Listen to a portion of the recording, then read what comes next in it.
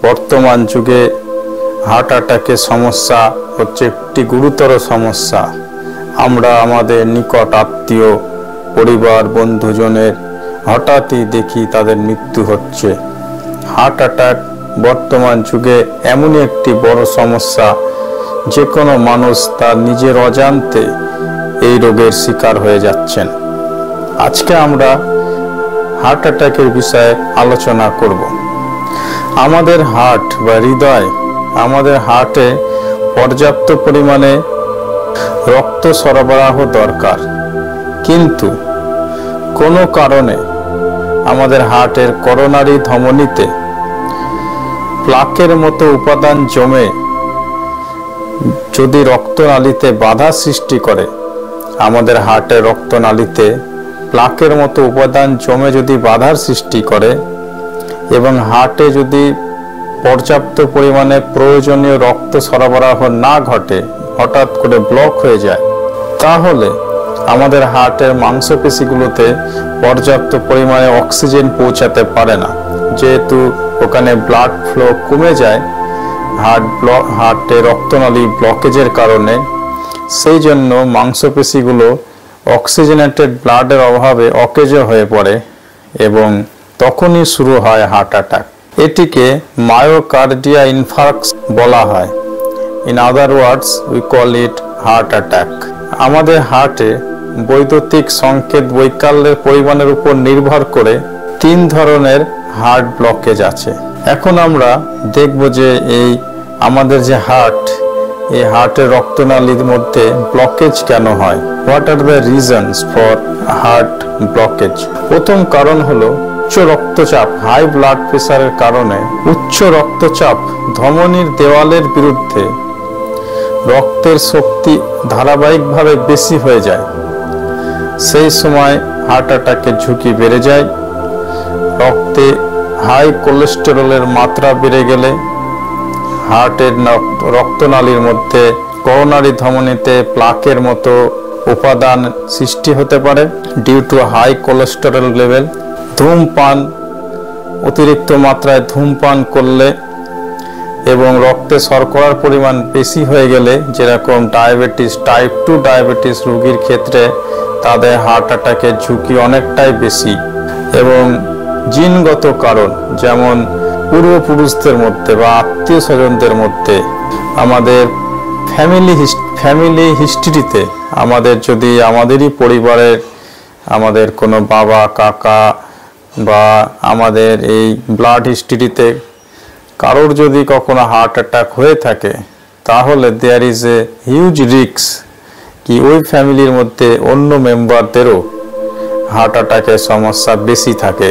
কারণ আরেকটি কারণ হলো জিনগত কারণ, যেখানে ফ্যামিলি হিস্ট্রিকেও ফলো করা হয়। এবং অতিরিক্ত চর্বিযুক্ত খাবার, তেল মশলাযুক্ত খাবার, ফাস্ট ফুড, এই সমস্ত বেশি করে খেলেও আমাদের হার্ট অ্যাটাকের ঝুঁকি বেড়ে যায়। যদি আপনার হার্ট অ্যাটাক হয়, ধরুন আমরা কেউ জানি না আমাদের হার্টের অবস্থা কি, অল্প পরিমাণে বুকে ব্যথা অথবা গ্যাস অম্বল হলে আমরা সেগুলিকে কখনোই হার্ট অ্যাটাকের বিষয়ে ভাবনা চিন্তায় করি না।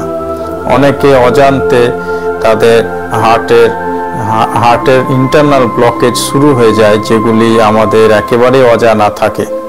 তো কিছু কিছু লক্ষণ আছে যেগুলি দেখে আমরা বুঝতে পারি যে এগুলি হার্ট অ্যাটাকের লক্ষণ কি না। যেমন অস্বস্তিকর ভাব হবে, বুকে ব্যথা হবে, নিঃশ্বাসের দুর্বলতা দেখা দেবে, আপনি ঠিক মতো নিঃশ্বাস নিতে পারবেন না, কেমন একটা সাফোকেশন হবে। এবং অনেক হার্ট ব্লকেজ যাদের হয়ে থাকে তাদের খুবই ক্লান্তি অনুভব হয়, অনিয়মিত হৃদস্পন্দন দেখা যায়, মাথা ঘোরা, বমি বমি, কখনো অজ্ঞান হয়ে যাওয়া, আর প্রচণ্ড ঘাম হওয়া, শরীর অত্যন্ত ঘেমে যায়, বদহজম, অম্বল, বমি বমি ভাব এবং ঘুম কম হওয়া, ঘুমের সময় খুবই উদ্বিগ্নতা, এইগুলি কিন্তু হার্ট ব্লকেজের একটি লক্ষণ। এগুলি যদি হয়ে থাকে এবং সাধারণত স্পেশালি বুকে ব্যথা করে, অবশ্যই আপনাকে কোনো ফিজিশিয়ানের কাছে আপনাকে চিকিৎসা করার জন্য দ্রুত সেখানে উপস্থিত হতে হবে। কি কি উপায়ে আমরা হার্ট অ্যাটাক যদি কারোর হয়ে থাকে, কোন কোন টেস্ট আছে যেগুলি করলে, যে মেডিকেল টেস্টগুলো আমরা করলে জানতে পারবো যে হার্ট অ্যাটাক হয়েছে বা কোনো হার্টের মধ্যে ব্লকেজ আছে বলে। এরকম অনেকগুলি টেস্ট আছে, কিন্তু যেগুলি সবচেয়ে উল্লেখযোগ্য সেইগুলি হলো ইসিজি, ইলেকট্রোকার্ডিওগ্রাম, যাকে বলা হয় ইসিজি। এটি হার্টের যে বৈদ্যুতিক কার্যকলাপ ইসিজি সেটা পরিমাপ করে এবং অনিয়ম বা অপর্যাপ্ত রক্ত প্রবাহ হার্টের মধ্যে দিয়ে সেগুলি তারা ইসিজি শনাক্ত করতে পারে। তারপর আছে স্ট্রেস টেস্ট, তারপর ইলেকট্রোকার্ডিওগ্রাম। এখানে এই টেস্টে আল্ট্রাসাউন্ড ব্যবহার করে একটি হৃৎপিণ্ডের ছবি তোলা হয় এবং হার্টের কার্যকারিতা, হার্টের ভালভ এইগুলি ঠিকমতো আছে কিনা, এগুলি হার্টের ভালভ সম্বন্ধে কোনো ড্যামেজ হয়ে গেছে কিনা, ইকোকার্ডিওগ্রাম এই টেস্টটা করলে বোঝা যায়। এখানে আল্ট্রাসাউন্ড ইউজ করা হয়। করোনারি এনজিওগ্রাফি হলো যেখানে একটি ডাই ইনজেকশন করোনারি আর্টারির মধ্যে ইনজেক্ট করা হয়। তারপর এক্সরে করা হয়। এক্সরে করার পর সেখানে হার্ট ব্লকেজ, ওই ডাই ইনজেকশন যেখানে যেখানে যায় সেই রাস্তা বা লাইনেজগুলো ওই এক্সরের মধ্যে ধরা পড়ে এবং হার্ট ব্লকেজটা ভিজিবল হয়ে যায় এই করোনারি এনজিওগ্রাফির ক্ষেত্রে। এই টেস্টটি খুবই উল্লেখযোগ্য। এছাড়াও আছে নিউক্লিয়ার স্ট্রেস টেস্ট এবং আরও অনেক কিছু। বেশিরভাগ ক্ষেত্রে ডক্টর প্রয়োজন মতো depending on the condition of the পেশেন্টের কন্ডিশন অনুযায়ী তারা টেস্টগুলি দেন করার জন্য। প্রথম ডিগ্রি হার্ট ব্লকেজে সাধারণত কোনো ট্রিটমেন্টের প্রয়োজন হয় না, ডক্টর অবজারভেশনের আন্ডারে পেশেন্টকে রেখে দেন। কিন্তু সেকেন্ড ডিগ্রি হার্ট অ্যাটাক এবং থার্ড ডিগ্রি হার্ট অ্যাটাকের ক্ষেত্রে পেসমেকার হার্টে বসানোর পরামর্শ ডক্টররা দিয়ে থাকেন, যেটা থেকে হার্টের যে হার্টবিট, অনিয়মিত হার্টবিটকে পেসমেকার বসানোর মাধ্যমে নিয়মিত হার্টবিট চালু করার জন্য এবং হার্টকে ভালো রাখার জন্য ইউজ করা হয়। এগুলি সেকেন্ড ডিগ্রি এবং থার্ড ডিগ্রি হার্ট ব্লকেজের ক্ষেত্রে ইউজ করা হয়। যদি কারোর হার্ট অ্যাটাক হয়ে যায় হঠাৎ করে আমাদের আশেপাশে কারোর, তখন কি করবেন? ইমিডিয়েটলি আপনি এমার্জেন্সি কন্ট্যাক্ট নম্বরে কল করবেন, অ্যাম্বুলেন্সের ব্যবস্থা করবেন এবং নেভার প্যানিক, কখনোই আতঙ্কিত হবেন না। যার হার্ট অ্যাটাক হয়েছে তাকে সান্ত্বনা দেবেন, তাকে শুয়ে রাখবেন অথবা বসিয়ে রাখবেন, তাকে কমফোর্টেবল পজিশনে রাখবেন। যদি কোনো টাইট ফিট জামা কাপড় সে পরে থাকে অবশ্যই সেটিকে খুলে ফেলতে হবে, পোশাক আশাক একটু ঢিলা ঢালা করে দেবেন। কোনো রকমের টাইট ফিট পোশাক আশাক যদি পরা থাকে সেইগুলিকে ঢিল করে দেবেন। এবং that which is extremely important, যদি অ্যালার্জিক্যাল কন্ডিশন পেশেন্টের না থাকে তাহলে অবশ্যই immediately soon after heart attack হওয়ার পরে যদি ভাবেন হার্ট অ্যাটাক হয়েছে, বুঝতে পারেন, তাহলে চিউবেল অ্যাসপিরিন যে ট্যাবলেটটা চিবিয়ে খাওয়া যায় সেই ধরনের অ্যাসপিরিন ট্যাবলেট 325 mg অ্যাসপিরিন বাড়িতে যদি থাকে অথবা আশেপাশে মেডিকেল শপ থাকে, অ্যাসপিরিন তাকে দিতে হবে। তাকে তার মুখের মধ্যে 325 mg অ্যাসপিরিন জাতীয় ট্যাবলেট অবশ্যই তাকে যদি দেওয়া যায় তাহলে হার্ট ব্লকেজটাকে আস্তে আস্তে সেটা ডিসলভ করতে সহায়তা করবে এবং অনেকটাই পেশেন্ট নর্মাল কন্ডিশনে ফিরে আসার সম্ভাবনা থাকে।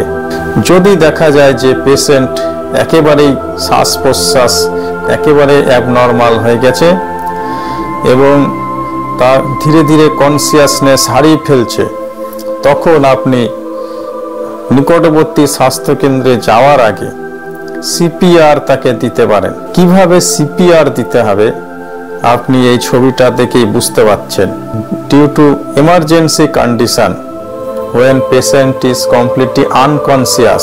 completely unconscious এবং not able to take breath, সেই সময় আপনি দ্রুত সিপিআর দেওয়ার চেষ্টা করবেন এবং সর্বোপরি নিকটবর্তী হসপিটাল অথবা অ্যাম্বুলেন্সের ব্যবস্থা করে নিকটবর্তী কোনো নার্সিং হোমে অবশ্যই যে ব্যক্তির হার্ট অ্যাটাক হয়েছে তাকে যত দ্রুত সম্ভব নিয়ে যাওয়ার চেষ্টা করবেন।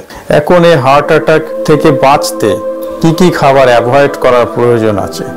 প্রথমত, কোনো ধরনের খাবার যেগুলি ফ্যাট জাতীয় খাবার সেইগুলি খাওয়া থেকে বিরত থাকতে হবে। অতিরিক্ত পরিমাণে লবণ খাওয়া যাবে না।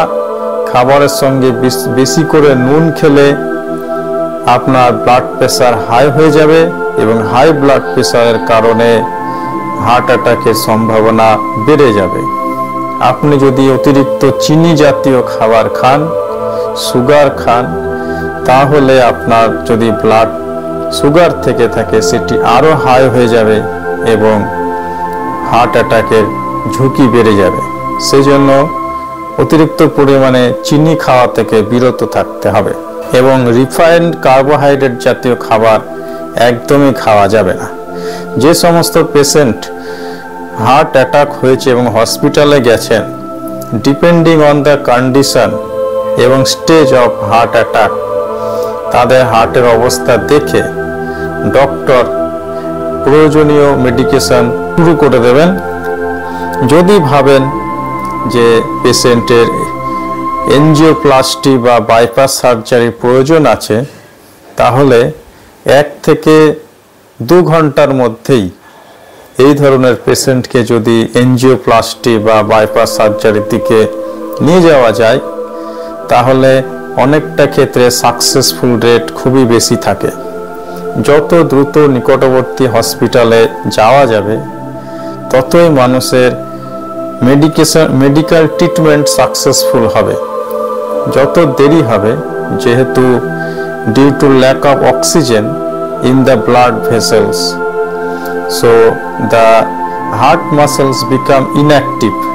তো হার্ট মাসেলসগুলো ধীরে ধীরে ইনঅ্যাক্টিভ হতে শুরু করে ল্যাক অফ অক্সিজেনের কারণে ইন দ্য ব্লাড।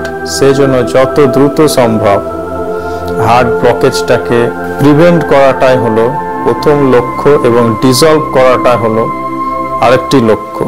তারপরেও যদি না হয়ে থাকে, if it is very severe, তো উইদিন 2 আওয়ার্স এনজিওপ্লাস্টি অথবা বাইপাস সার্জারি ডক্টররা করার পরামর্শ দিয়ে থাকেন। প্রিয় দর্শক, আশা করি ভিডিওটি খুবই ভালো লেগেছে। যদি ভালো লেগে থাকে তাহলে অবশ্যই লাইক এবং সাবস্ক্রাইব করবেন।